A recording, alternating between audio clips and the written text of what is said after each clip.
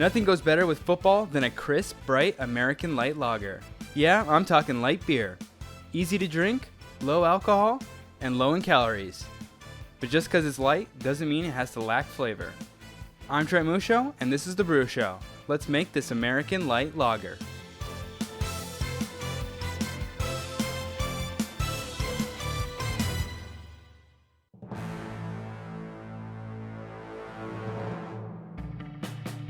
American light lagers often get a bad rap. They're tossed aside as frat boy beverages that taste more like water than beer. But when you brew your own, it gives you the opportunity to tweak the recipe to get a little more character into it.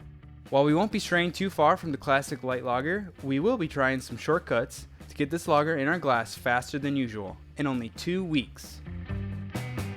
When the big name USA breweries make their American light lager, they often substitute part of the grain bill with an adjunct to help lighten the body and overall maltiness of the beer and give it a crisper flavor.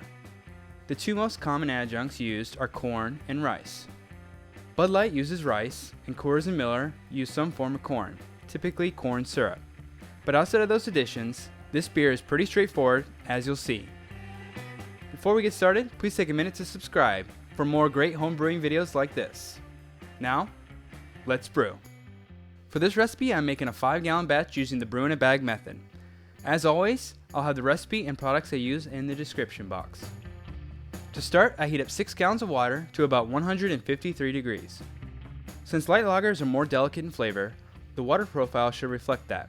So today, I'm only adding Epsom salt or magnesium sulfite to my tap water. Here's the water profile I'm aiming for.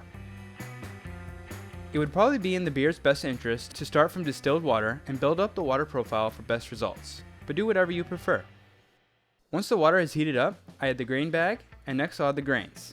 The grain bill is quite simple today. 66.7% Pilsner Malt for the base malt, perfect for lagers.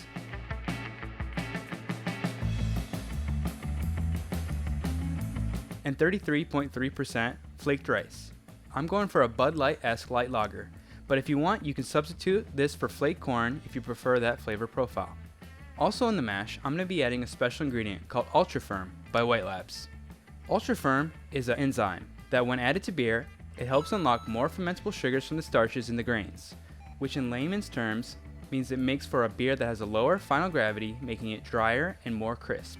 This is not required to make a crisp light lager, but it will help drive the gravity down during fermentation.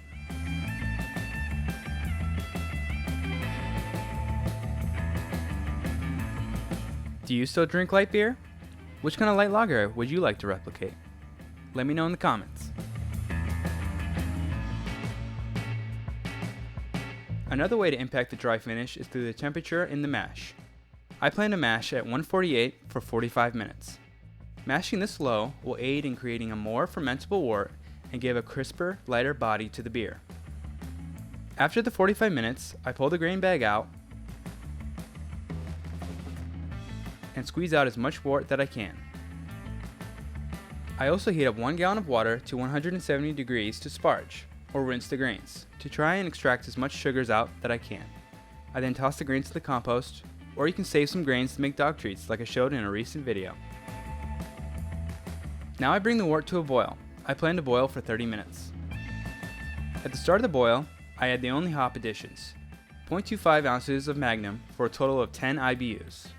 Light lagers are not really known for the hop character, so Magnum or any other clean bittering hop will work here.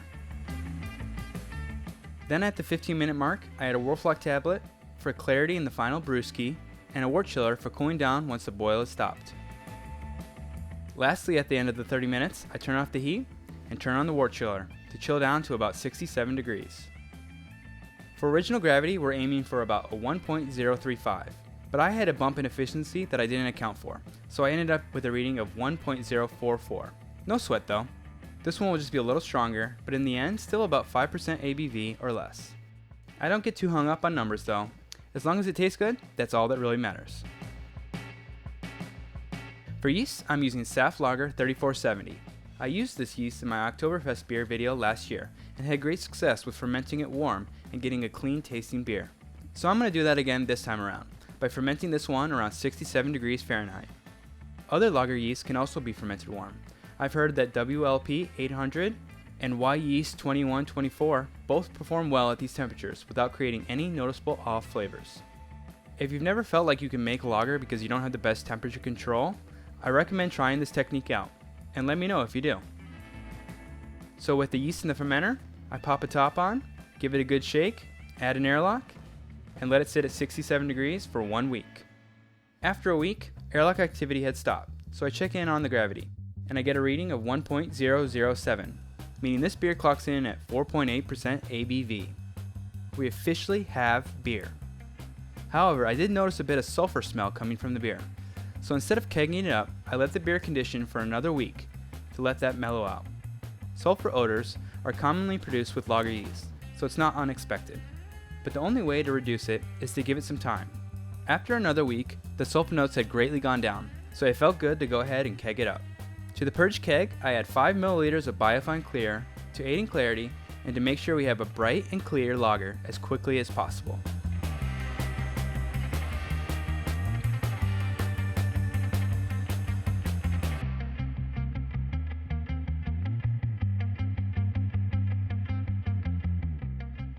Then I close it up and burst carbonated the beer at 40 psi for about 12 hours before reducing the pressure down to serving pressure, at which point it was ready to drink.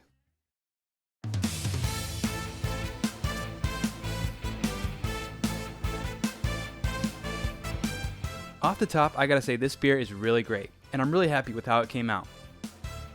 The color is a very, very light straw, almost no color at all, but in the right light, it just glows. I would assume if you use corn, you might get a little more color out of it. On the scent, you get whispers of light breadiness, and hop character is really subdued, almost non-existent. And the taste is just what I was hoping for. Light, crisp, and extremely refreshing. It has much more maltiness than a Bud Light, but nothing that pushes it beyond the light lager. This is so crushable, and each sip has me coming back for more. It's not my favorite style of beer, but you can't deny how easy it is to put a few of these back on a hot day. Whether you're pre-gaming for the big game, chilling by the beach, or grilling out, nothing is quite as refreshing as light lager. Plus, we all have a friend who's still on that light beer train. So this is perfect to have on tap for those non-craft beer friends. If you make this recipe, I'd love to hear from you. It's good! Send me a pic on Instagram, @TheBrewShow. And if you enjoyed this video, give it a like. Thanks for watching, and I'll see you on the next brew day.